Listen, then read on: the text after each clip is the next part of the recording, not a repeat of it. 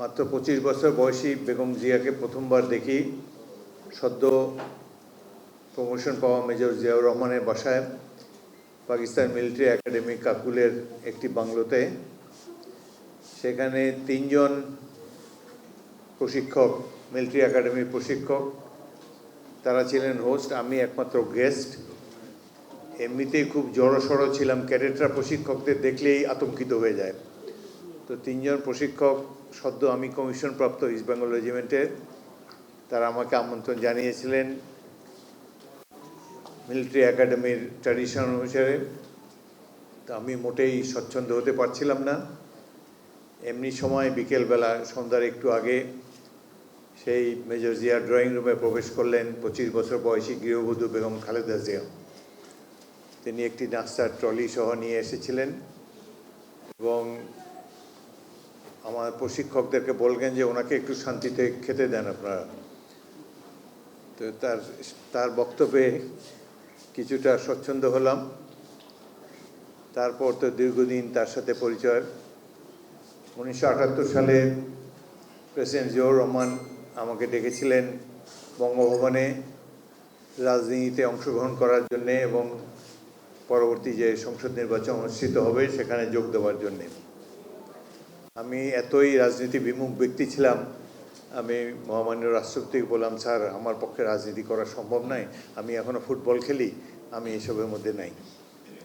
আমার সাথে আরও 2 জন যাদেরকে তিনি আমন্ত্রণ জানিয়েছিলেন, সাবেক সামরিক কর্মকর্তা, তারা যোগ দিয়েছেন। সবাইকে তিনি মন্ত্রী পদে অভিষিক্ত করেছিলেন।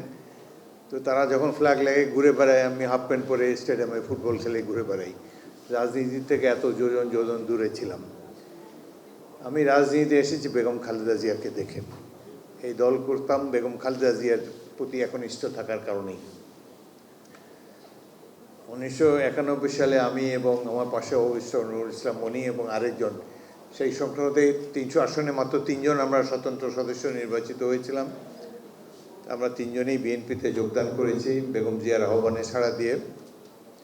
প্রায় 1 বছর পর ধীরে ধীরে বেগম জিয়ার রাষ্ট্র পরিচালনার যে দক্ষতা, এই স্বল্পবাক চারুবাক মহিলা ধীরে ধীরে একজন গৃহবধূর থেকে কিভাবে দেশের সবচাইতে জনপ্রিয় রাজনৈতিক নেতৃত্ব পরিণত হলেন, এটি দেখে আমরা চমৎকৃত হয়েছি, আবেগ বিহ্বল হয়েছি। সাধারণ মানুষের মধ্যে তার যে অ্যাপিল অকল্পনীয়। সকাল থেকে শুরু করে রাত 2:30টা পর্যন্ত লোকজন বসে আছে নদীর কিনারে কিংবা শহরে বন্দরে, বেগম জিয়া আসবেন, একটা ভাষণ দেবেন। নির্বাচনের সময় তিনি যে অক্লান্ত পরিশ্রম করে সারা বাংলাদেশ ঘুরে বেরিয়েছেন অচেনা ব্যক্তিবর্গকে সংসদ সদস্য বানাবার জন্যে, এটি দেখে আমরা অত্যন্ত চমৎকৃত হয়েছি। 2টা, 2:30টা, 3টা লোকজন কোনো নাড়াচাড়া নেই, অপেক্ষা করে আছে কখন লঞ্চ বেরোবে, কখন নদীর পাশে দাঁড়িয়ে কিংবা লঞ্চ থেকে তিনি মেগাফোনে বক্তব্য রাখবেন। বহুবার দেখেছি তার চমৎকার বক্তব্য। বেগম জিয়া যেভাবে একজন গৃহবধূর থেকে দলের টানে জনগণের ডাকে সাড়া দিয়ে দেশের প্রধান রাজনৈতিক নেতৃত্বে পরিণত হয়েছিলেন, এটি বাংলাদেশের ইতিহাসের এক অবিচ্ছেদ্য অংশ। বেগম জিয়া তিনি খুব অল্প কথা বলতেন, কখনো কারো প্রতি বিরূপ মন্তব্য করেননি, তার প্রতিদ্বন্দ্বীকেও কখনো কদর্য আক্রমণ করেননি, সবাইকে সম্মান দিয়ে তিনি রাজনীতি করে গিয়েছেন। তার যে ব্যাপক জনপ্রিয়তা সবচাইতে বেশি আমরা অনুভব করেছি তার মৃত্যুর পর। একটি বাসে করে আমরা যারা স্থায়ী কমিটির সদস্য ছিলাম বিএনপির এবং বেগম জিয়ার ভাইয়ের স্ত্রী, তার নিকটজন, আমরা একই বাসে ছিলাম। ধীরে ধীরে সম্মুখ গতিতে বাসটা এই জাতীয় সংসদের দক্ষিণ প্লাজার দিকে এগোচ্ছিল তাকে শেষ বিদায় দেওয়ার জন্যে, তার জানাজায় অংশগ্রহণ করার জন্যে। রাস্তার দুপাশে সাধারণ মানুষ যেভাবে বিসর্জন করেছে, এই দৃশ্য দেখে আমরা অবাক হয়ে গেছি। রাজনৈতিক নেতাদেরকে সাধারণ মানুষ দূর থেকে দেখে, টেলিভিশনে দেখে, কিংবা কোনো জনসভায় দূরে বসে মাইকে আলোকোজ্জ্বল পরিবেশে নেতাকে তার বক্তব্য শুনে। কিন্তু মৃত্যুর পর এই যে মানুষের যে অবিরল অশ্রুধারা, এটাই প্রমাণ করে যে তিনি ছিলেন সাধারণ মানুষের নেত্রী। তিনি জনগণের নেতা ছিলেন। বোঝাই যাচ্ছে সাধারণ মানুষ কেন অশ্রু বিসর্জন করবে একজন নেতার, যিনি চলে গিয়েছেন, যিনি আর কোনো দিন তাদের কোনো উপকার করতে পারবেন না। আমরা সেদিন উপলব্ধি করেছি যে ব্যাপক জনস্রোত, এত বড় জনস্রোত আমি তো কখনো দেখিনি, বাংলাদেশের মানুষও সম্ভবত দেখেনি, ভবিষ্যতেও দেখবে কিনা সেটি ভবিষ্যতে বলতে পারে। তার মৃত্যুতে প্রকৃত অর্থেই বিহ্বল শোকাভিভূত জনতা তাকে যেভাবে শেষ বিদায় দিয়েছে, এটি একজন রাজনৈতিক নেতার জন্য পরম আরাধ্য একটি বিষয়। এবং বেগম জিয়া তিনি অনেক কষ্ট সহ্য করেছেন, তাকে মাফিয়া নেত্রী হাসপাতালে চিকিৎসা পর্যন্ত দেয়নি। আরেকটি বিষয় দেশের জনগণ জানে না, তিনিও কখনো বলেননি, জিয়াউর রহমান যদি মার্চ মাসের ২৬ তারিখে চট্টগ্রাম ক্যান্টনমেন্টে বাংলাদেশের স্বাধীনতা ঘোষণা না করতেন এবং জনগণকে, বিশ্ববাসীকে মুক্তি সংগ্রামে অংশগ্রহণ করার জন্য আহ্বান না জানাতেন, জিয়াউর রহমানের প্রতিরোধ যুদ্ধের কারণে আজকে বাংলাদেশ স্বাধীন হয়েছে, নতুবা এই দেশ এখনও পাকিস্তানের অংশ থাকত। জিয়াউর রহমানের ডাকে সাড়া দিয়ে 5টি ক্যান্টনমেন্টের সৈনিকেরা পাক বাহিনী, পাক সরকারের বিরুদ্ধে বিদ্রোহ করে জনগণ এবং বিশেষ করে ছাত্রদেরকে সংগঠিত করে 9 মাসব্যাপী একটি মুক্তিযুদ্ধে অংশগ্রহণ করে, যার ফলে এই সংগ্রামের ফলে দেশটি স্বাধীন হয়েছে, নতুবা এই দেশ এখনও পাকিস্তানের অংশ থাকত। এটি রাজনীতিবিদরা, বিশেষ করে স্বাধীনতার অব্যবহিত পরে যারা ক্ষমতাসীন হয়েছে, তারা এটি স্বীকার করে না। এবং জিয়াউর রহমানকে স্বাধীনতা ঘোষণা দেওয়ার যিনি অনুপ্রাণিত করেছিলেন, তাদের মধ্যে প্রধান ব্যক্তিত্ব বেগম খালেদা জিয়া। এই কারণেই পাকিস্তান সেনাবাহিনী তাকে পরবর্তীকালে বাড়ি বাড়ি খুঁজেছে, তাকে খুঁজে বের করার জন্যে।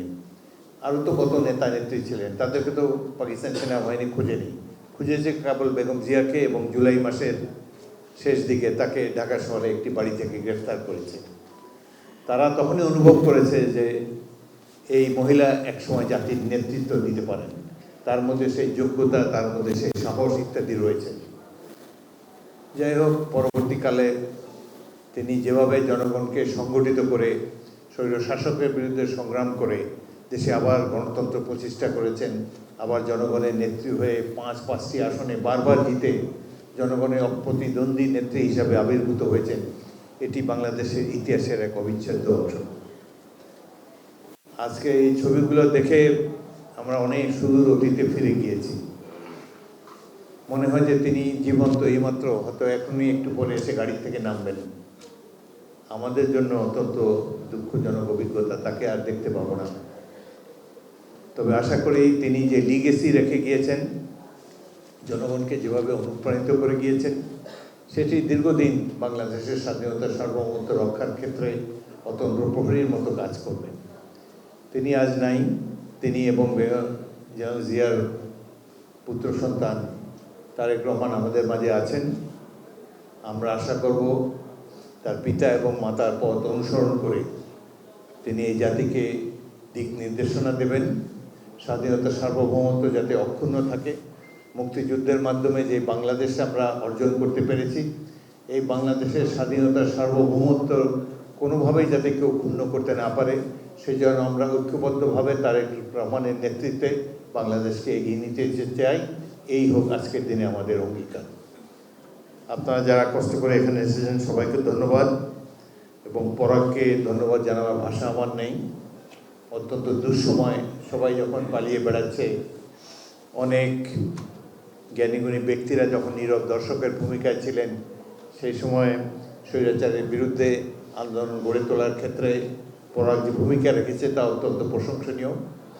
আগামী দিনগুলোতে তাদের সঠিক মূল্যায়ন হবে বলে আমরা আশা করি, এবং আশা করি শহীদ রাষ্ট্রপতি জিয়াউর রহমান, বেগম জিয়া এবং তারেক রহমানের পথ অনুসরণ করে আমরা একটি স্বাধীন সার্বভৌমত্ব বাংলাদেশ পাব। যেই সমৃদ্ধ বাংলাদেশের জন্য জিয়াউর রহমান স্বাধীনতা যুদ্ধে অংশগ্রহণ করেছিলেন, সেটি আমরা তারেক রহমানের নেতৃত্বে বাস্তবায়ন করতে চাই।